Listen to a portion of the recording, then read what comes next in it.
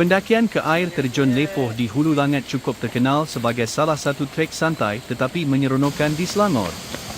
Ia sering menjadi pilihan hujung minggu untuk pencinta alam, keluarga, juga mereka yang baru berjinak-jinak dengan aktiviti hiking. Trek bermula dari kawasan perkelahan di Sungai Lepoh. Dari sini, laluan masuk jelas kerana ia digunakan ramai pendaki. Jarak ke air terjun sekitar 3-4 km sehala, mengambil masa 1-2 jam sahaja. Setelah melalui 3 jambatan di kawasan Dusun Buah, pendakian mula menaik melalui jalan yang sedikit berturap simen.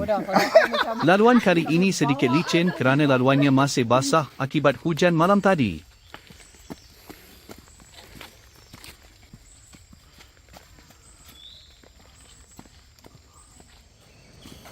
Langkah demi langkah, hutan semakin mendekap. Kicauan burung, desik angin, dan deruan sungai menjadi muzik perjalanan. Tiada bunyi enjin, tiada riuh kota. Hanya alam yang bercerita dalam bahasa yang purba.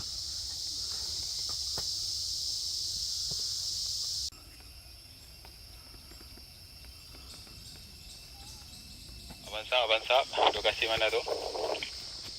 Lokasi di Button Pipe sebelah kiri.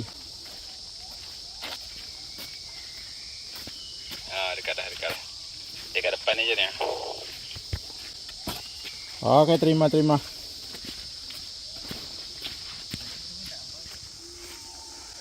Okey, ini dinamakan Bukit Biadab ni. Dia punya biadab ni tu. Sini memang boleh pergi habis sampai ni. Apa ni, bukit yang dipenuhi dengan akar di sepanjang laluannya. Sampai di kawasan air terjun, anda akan disambut bunyi deruan air yang jernih mengalir deras.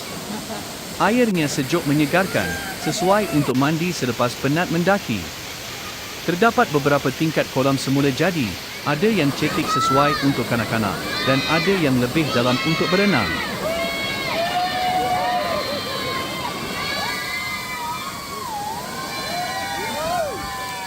Jika berani, bolehlah mencuba gelongsor semula jadi di air terjun ini.